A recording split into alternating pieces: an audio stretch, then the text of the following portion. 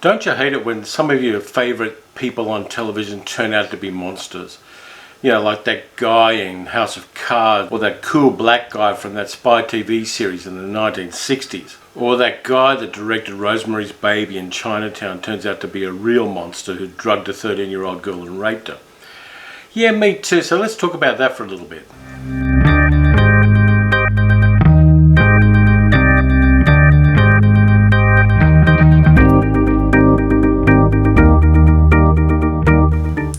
There are a lot of terms for a lot of the things that go on in social media that really do get our goat and tell us more than we really wanted to know about various people in the media.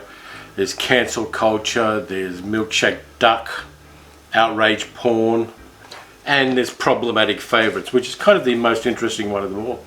So I had a few thoughts, surprisingly enough, on how we manage that, or at least how I manage that, and how we get through this sudden flood of really, really horrible information about famous people that hits us through social media.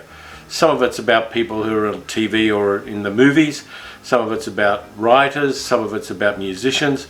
There's a lot of it coming at us, and it gets clicks, and it becomes more popular because a lot of people click on it, and it's going to hit your social media sooner or later. So what can you do about that? How can you manage it? And how can you let this stuff, A, not let you be a worse person, and B, let you navigate your way through the things you like without feeling really bad about it?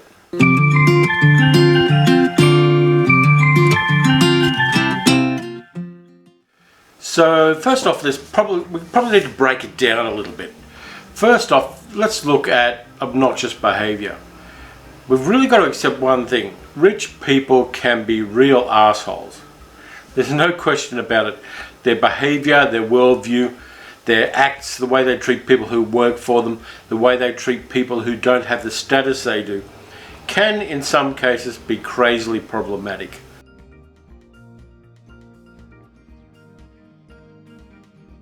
These people live in a world where very few people say no to them in any given day, and there are few limitations on their whims. Some of them have crazy belief systems. Some of them think it's okay to go into a suicide forest and take a photo of a body until somebody tells them otherwise. There are going to be a wide range of people in every level of society with a whole bunch of different belief systems. But when it's somebody really rich and influential, it really does cheese us off.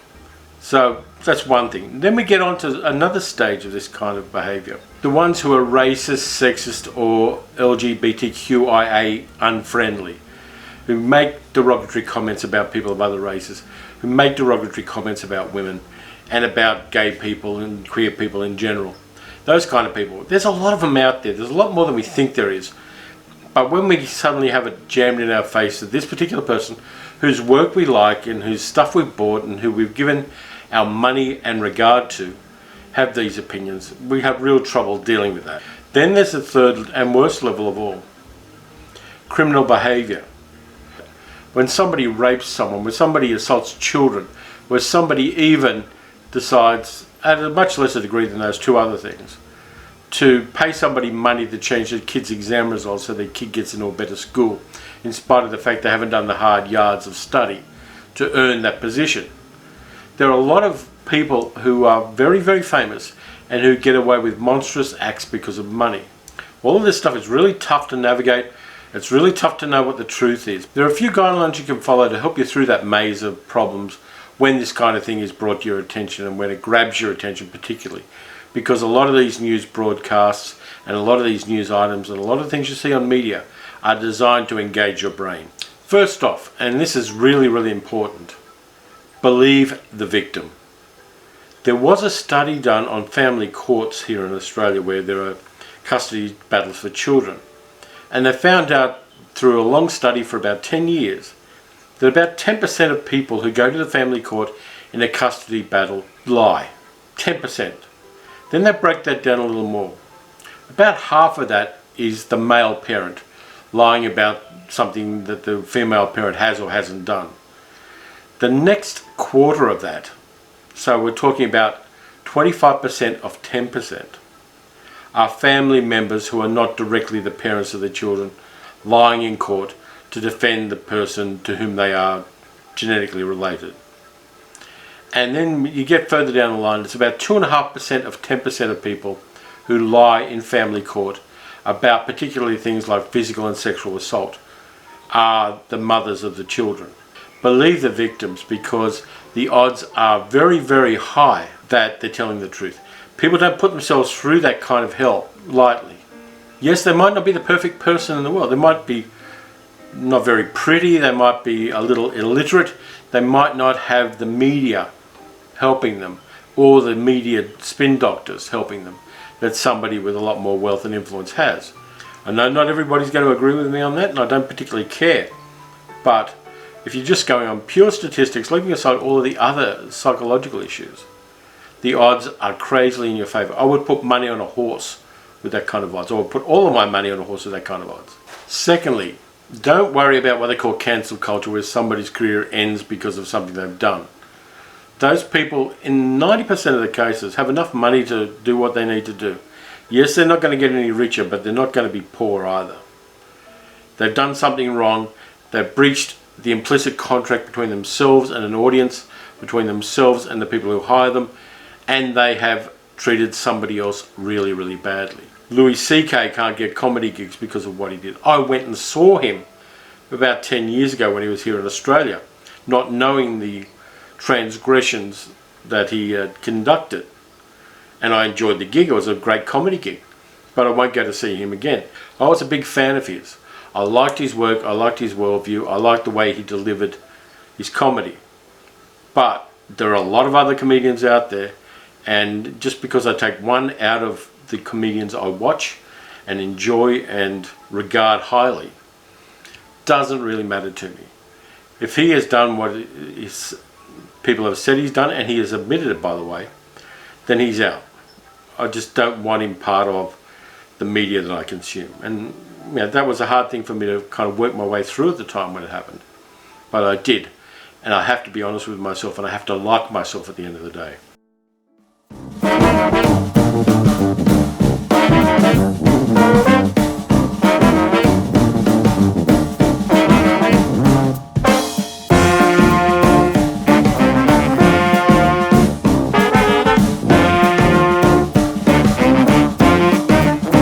One of the other things that confuses the issue and makes it so much harder for us to figure this stuff out for ourselves, they have some really smart and powerful and media savvy people defending them.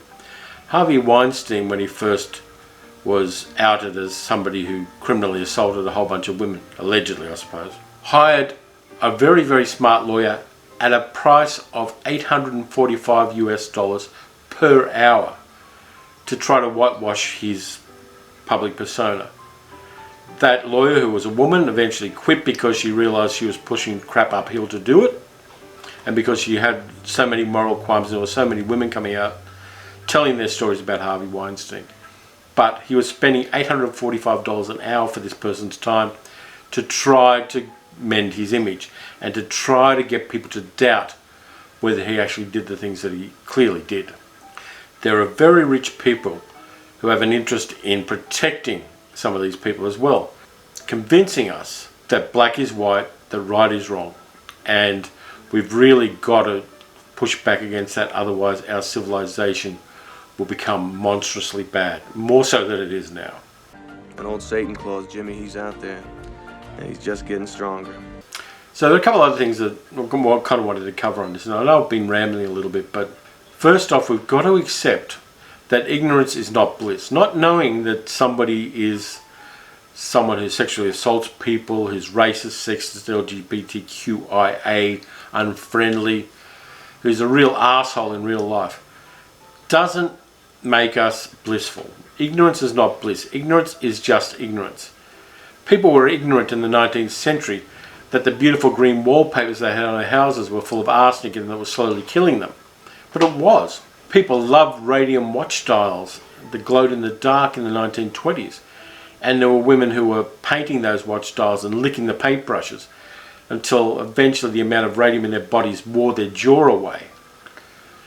People were demolishing houses in the 20th century that were laden with asbestos.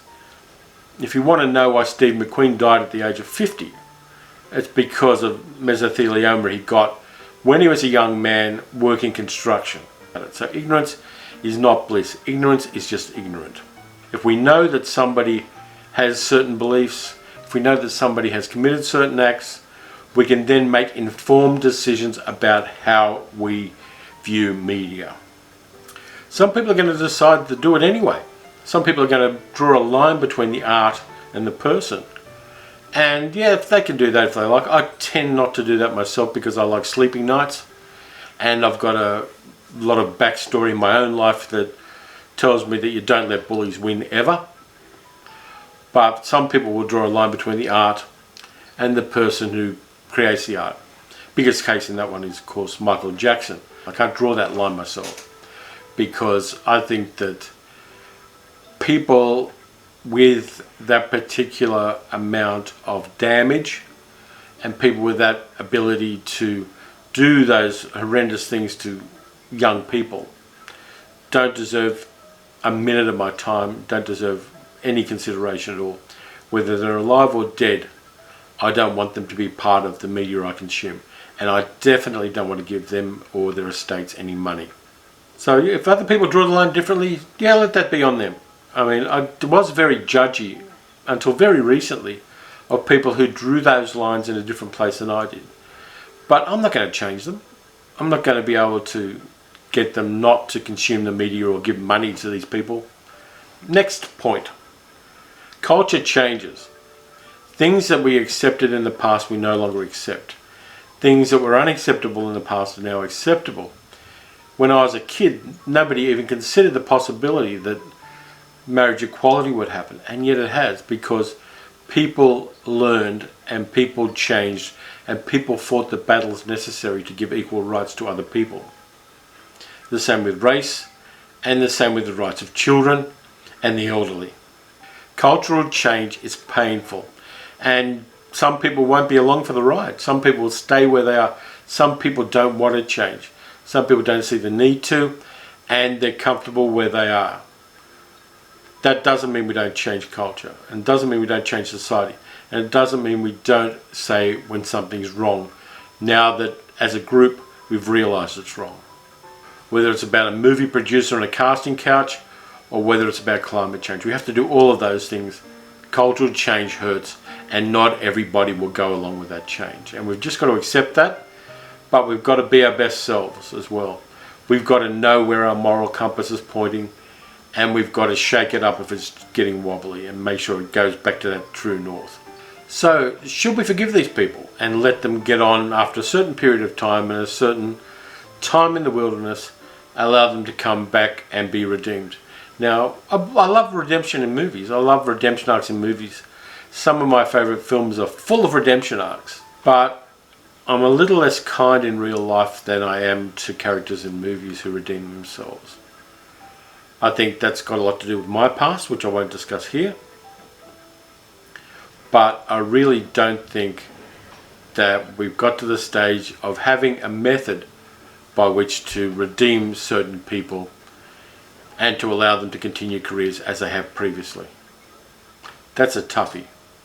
And the last point I want to make, and probably the most important one on this, step away from it if you need to. You're going to find out a lot of information about a lot of people in the next 20, 30, 50 years that you didn't want to know, that will terrify and horrify you, and there will just be that time when you go, this is enough, I can't handle this anymore. Step away from it a little bit. There are people making a lot of money getting your attention on these things. You need to kind of let go after a certain stage. I don't always do that. I'm rotten at doing that. But I think that there are times when that tsunami of information that we get through social media and through old school media as well gets a bit too much for us and we find ourselves being stressed by it. That's the time you go for a walk on the beach with your dog if you've got one.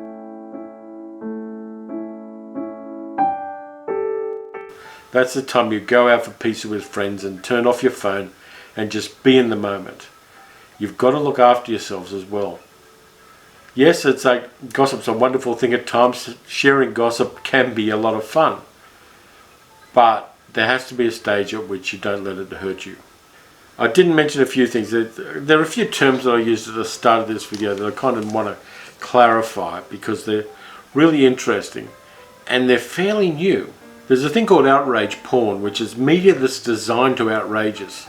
Sometimes it punches upwards and somebody in power we get outraged by because of something they've said or they've done. Sometimes it's done because they're tired and emotional, or they've got certain medical issues, be they addiction issues or mental health issues. But there is media out there that's designed to make us hate that person. And we've kind of got to be aware of that. Whether you choose to do it or not, up to you. But we've got to be aware of it. We've got to be aware that outrage porn is designed to get us to look at the ads next to those articles. That's one thing. The other one, which is really kind of interesting, is a thing called Milkshake Duck. And the name sounds silly, and it's only a couple of years old. But excuse me if I'm explaining something you already know, by the way. I apologize for that, but some people don't know. Milkshake Duck is a viral meme that gets out there. You get a video on your Twitter of a duck drinking a milkshake. You go, oh, that duck is so really cool. I'm going to share that, and I'm going to buy a Milkshake Duck t-shirt and a Milkshake Duck hat, and I'm going to put that duck on my Facebook profile. And then you find out the duck's racist. Milkshake Duck is a viral meme where somebody becomes really famous really fast, and then you find out something really monstrous about them. And then everybody drops them like a hot potato. There's an old meme that dates back to the beginning of the internet that says that information wants to be free because of the ubiquitous nature of the internet, which was designed to survive nuclear attacks when DARPA created the internet back in the 1970s, 1980s. Information wants to be free. Information will get out. Information sneaks through the cracks and gets out there, and people can pick it up and run with it if they want to, or they can view it, analyze it, and put it aside. It can hurt us.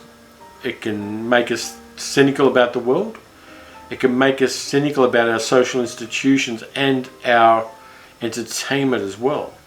The things we love can be influenced by that. The movies, the t-shirts we wear, everything. We've got to look after ourselves. But I think that there's no way we're going to really stop getting this information about certain people and then having the discussions around them.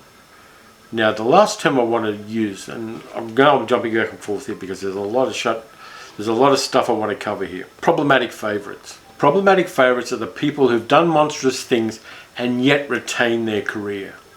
Michael Jackson was an example for a long time. Roman Polanski was an example. He still made movies up until very recently. He's quite old now. But even after he ran away from America to avoid jail time for his crimes, his career continued, and some very famous actors starred in his movies after they knew about the acts he committed and the jury trial that convicted him. Woody Allen, his own child has said that he sexually assaulted her, and yet people are still making movies with Woody Allen. Problematic favourites are really the dark side of this for me, because it says in spite of what you do, if people want to use you to make money, you will still have a career if you can just negotiate and create that shadow of a doubt where no doubt should exist. You can stay in the business. You can keep doing what you're doing. None of this is anything new. It's happened for a very long time. It's just that the media has been democratized now. Back in the old days in Hollywood, if an actor or a director or a producer committed a crime, it was covered up by certain people the studios had specifically to cover these things up. They bribed police, they made sure things didn't appear in any of the newspapers. Media was a lot easier to control in those days.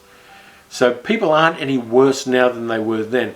It's just that everybody walking down the street these days has a video camera in their pocket, and people can get the information out there and whistleblow about certain criminal activities or certain horrible behaviours that famous people have. We live in strange times. We swim in a sea of information whether we want to or not. It's very hard to avoid. That's why people go on digital detoxes. I kind of like it. I like the fact that I can pick up my phone and find out who that actor was in that little scene in a 1940s movie. I like the fact that I can find out who the supporting actors were in a TV series in about 10 seconds by going onto IMDb. I like having that information. I'm self-educated. It's the perfect device for me. But there is a downside to the ubiquity of information. And the downside is something we're still learning how to do. We're really not very good at this yet. But we'll get better. We'll learn how to manage this kind of stuff. We'll learn how to handle problematic people better. We'll learn to tell when somebody is telling us lies about this stuff. And when somebody is trying to control the message. And when somebody has a whole bunch of media managers giving us disinformation that looks attractive and tasty but is ultimately empty and self-serving for them. We will learn how to fix this. We'll learn how to manage it. We'll learn how to make the world a better place by not letting bad people prevail. So anyway, thank you for watching. I know this one was a bit of a rant, but I'm fine with that. Next time I'll be back with something about movies. It's heading up to Halloween. I've got a couple of plans for the future videos, which are going to be a lot of fun. So anyway, if you like this video, or even if this video made you think, throw in a like, throw in a comment, hit the subscribe button, click the bell for notifications, tote that barge, lift that bale, get a little drunk and land in jail. I'll be back soon with something else much, much lighter, but I just had to get this out of my system and just share it because I think that there are some important questions being asked and we really need to work out the best way to answer them. Catch you next time.